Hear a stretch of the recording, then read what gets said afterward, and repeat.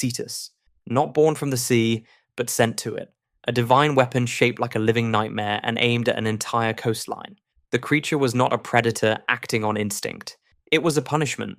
Poseidon sent it to destroy the kingdom of Ethiopia after Queen Cassiopeia said that she was more beautiful than his own sea nymphs. The god took that personally. The response had scales, and it was enormous. Ancient sources describe it stretching longer than a warship, with a body broad enough to flip vessels simply by rising beneath them. Its head combined features that had no business being on the same creature. Part serpent, part fish, part something older than either.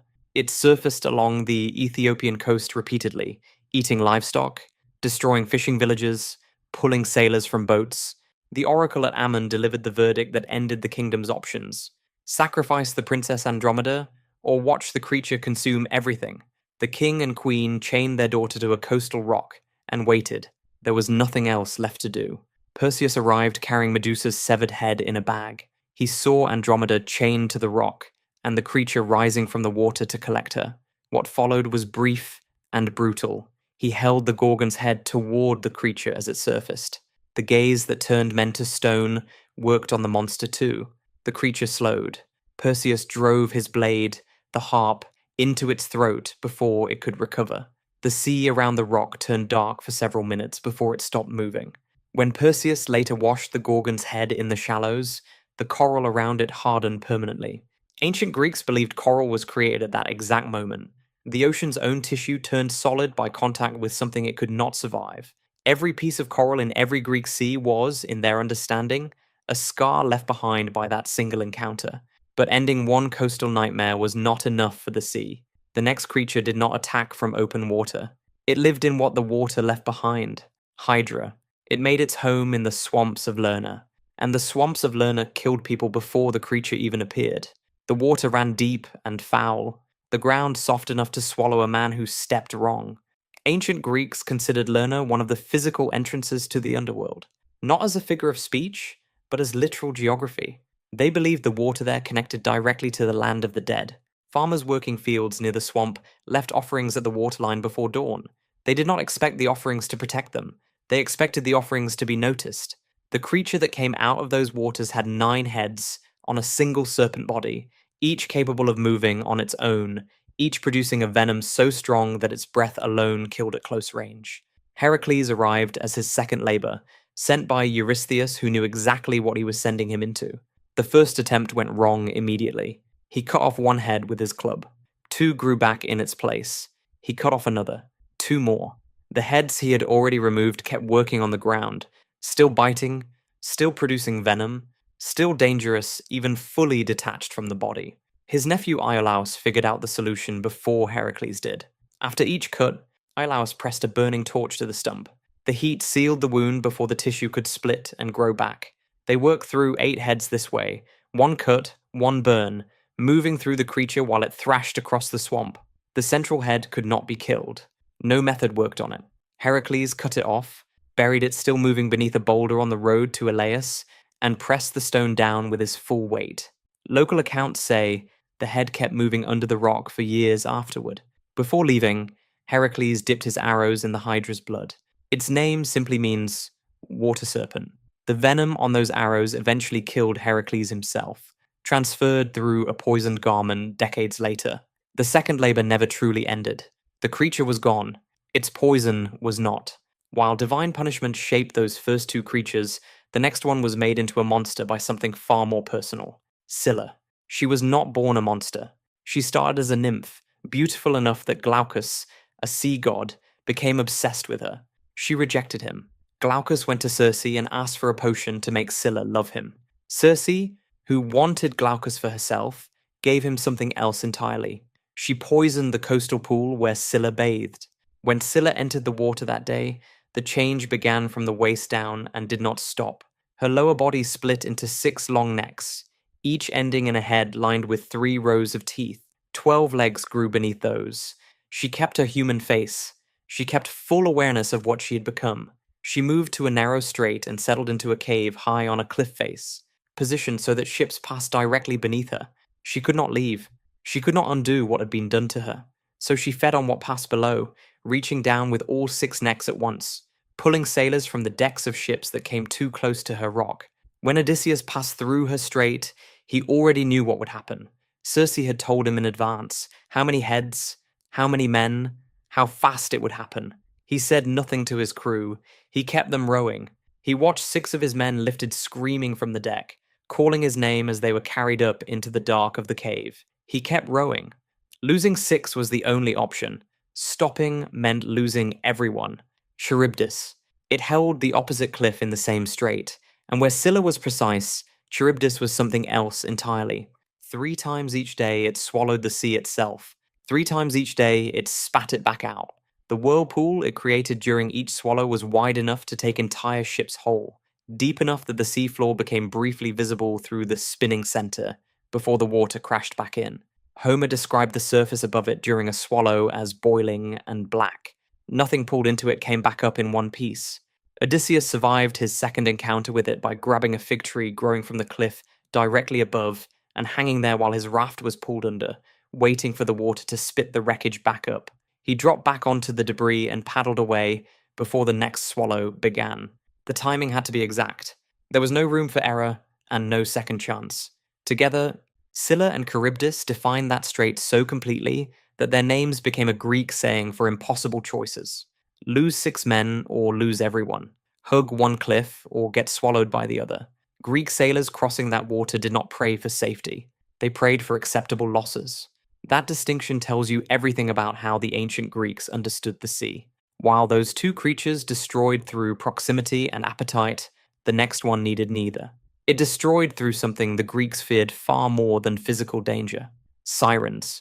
Their island sat along a heavily traveled sailing route, and that was not an accident. The coastline around it was white with bones, and the rotting hulls of ships that had been sailing perfectly fine until the music started. Greek sources disagree on what they look like. Some describe them as bird-bodied with human faces, others as more fully human, but every source agrees completely on what they did. The song created a specific kind of madness. Not panic, not fear, a complete and total certainty that the music was the only thing that had ever mattered, and that the rocks, the current, and the crewmates' screaming warnings were minor distractions from something far more important. The song was not just beautiful, it was personal. Its name in ancient Greek connects to a root, meaning to bind or to entangle. The sirens knew exactly what each sailor needed to hear. They offered Odysseus the full history of the Trojan War from angles he had never seen. Conversations between commanders behind closed doors, moments he had missed, things that happened when he was not in the room. Ancient Greeks living near the coast performed rituals before long voyages that involved pressing wax into their ears and saying the names of their family members out loud. They genuinely believed that keeping the living in their minds was the only protection against a song built to make the living feel unimportant. Odysseus had himself tied to the mast before his ship came within range. He told his crew to seal their ears with wax and to ignore every order he gave while the song was playing, no matter how he said it or what he promised. He heard the song. He gave orders. His crew ignored them and kept rowing. He spent the entire passage pulling against the ropes until his wrists bled, shouting commands that nobody followed. That forced helplessness was the only reason any of them made it through. He was not saved by his strength. He was saved by the fact that he had made it impossible for his strength to destroy him. But not everything dangerous in the Greek sea was built on hunger or cruelty. Some creatures were dangerous simply because of what they knew. Ichthyocentaurs, Bythos and Aphros, their names translate to sea depth and sea foam, do not appear in Greek sources as monsters to be fought.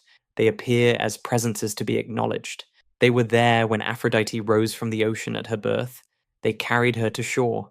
That one detail places them at the beginning of one of the 12 Olympians, not as servants called in for the moment, but as beings whose presence there was considered completely natural. They belonged there in a way the Olympians themselves did not. Their form showed exactly where they stood. From the waist up, human. Below that, the front legs of a horse. Below those, the long curling tail of a great fish. They existed at the boundary between land and sea at the same time, and they had done so since before the Olympians were born. Their horse half connected them to Poseidon's power over horses, a power that came before his connection to the sea and reached back to an older version of the god that Greek mythology had mostly moved past. Their fish half connected them to depths no Olympian ever actually visited. Ancient Greek coastal temples placed their images at the waterline, not inside the temple with the gods, but right at the edge where land ended and sea began. That placement was deliberate. They were not gods. They were something the gods respected, which in Greek mythology is a much more unsettling thing to be. Sailors who called on them were not asking to be saved. They were admitting that the sea had powers older than Poseidon, and that showing respect to those powers honestly was the only way to navigate safely. The Greeks had a specific word for the kind of respect owed to things that existed before the divine order. They used it for the ichthyocentaurs. They did not use it lightly. Hippocampus. It pulled Poseidon's chariot, which tells you immediately where it stood in the order of the sea. Poseidon did not put unreliable creatures on his own vehicle. The hippocampus was horse from head to mid-body, fish from there to the tail, built to move through the full depth of the ocean at speeds no ship could get close to. Its name translates directly to horse sea monster. Ancient Greek coastal towns put its image on their coins, on the fronts of warships, on the walls of temples to Poseidon. This was not decoration. It was a statement about whose protection they were under and whose attention they were trying to keep. Fishermen who saw one in open water thought it was important enough to report formally. They brought the account to the temple priests, not to other fishermen. A sighting meant Poseidon was nearby, present in that water, aware of what was happening on the surface. That could mean safe passage. It could mean the opposite. The hippocampus itself was never the danger. It was the sign that something much larger was watching. The way a messenger arriving before a king is not the threat himself, but is still the last warning you get. Greek sailors understood the difference between a dangerous sea and an empty one. An empty sea meant nothing was paying attention. That was always worse. From the god's own animal, we arrive at the creature that worked entirely outside the god's reach. Not something Poseidon created. Not something he controlled. Something that operated inside his own ocean without answering to him at all. Circe. She appears in Greek sources older than most of the Olympians, and that is worth paying attention to. She was the daughter of Helios, the sun, and the sea nymph Perse, which made her a child of both fire and deep water, two things that do not mix and are not supposed to exist in the same person. Her name translates to hawk, or to she who works her will. She lived on the island of Aiaia, a place that does not show up on any surviving map because it moved, or because it was never meant to be found by anyone who was not already completely lost. She was not a goddess in the way the Olympians were gods.